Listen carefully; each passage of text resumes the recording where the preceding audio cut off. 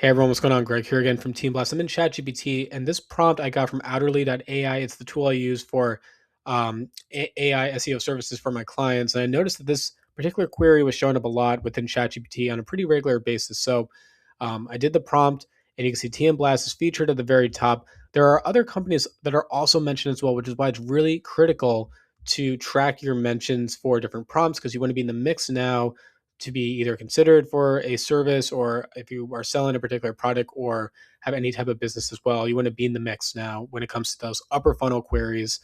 Let me get into what I've been doing for my landing page and then go into outerly.ai to show you what I'm doing on a little bit further. So this is my landing page for Bing site indexing service.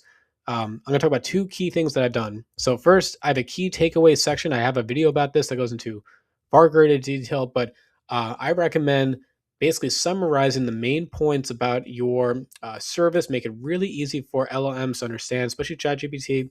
You can even include the price. You could, include the hours. You can include really what the core part of the service is. I think it's also good from a usability standpoint. So, key takeaway section makes it really easy to crawl and understand. That is number one. Number two. Now, this is more of an SEO recommendation, which I've been saying now for the last I don't know how many years. But if you embed a video on YouTube onto your website, it's in an iframe, and Googlebot, Bingbot can't read it. So I add video schema markup to my video. I make it really clear. It says, why is Bing not indexing my website? This, if you search for that within Google or Bing, you're going to find my video quite a bit within the video search results. So that's how I'm getting traffic to the video to YouTube, and then it comes back to my website. But also when you search for Bing indexing, my website's showing up because of this video as well. So the video schema markup is key.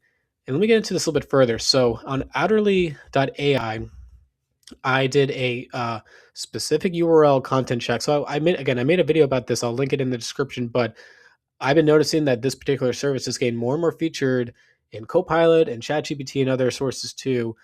One of the main reasons is that my content is almost all static. So that's really critical. If you have a dynamic website, you have a lot of, let's say, JavaScript that's coming in, making it really difficult for Googlebot and even more especially Bingbot to understand your content, you're going to have a really hard time with the crawlers as well from ChatGPT and others to really understand your content. So if there's ever been a better time to make a static site, is now to make it really easy for LLMs. Now, the other part I really want to talk about is the structured data analysis. I talked about this again, video schema markup and traditional markup is quite important. I'll actually go back to my website to show you one more thing that I have too. Let me go down to the bottom of the page here. I have this, what others have to say about my SEO work.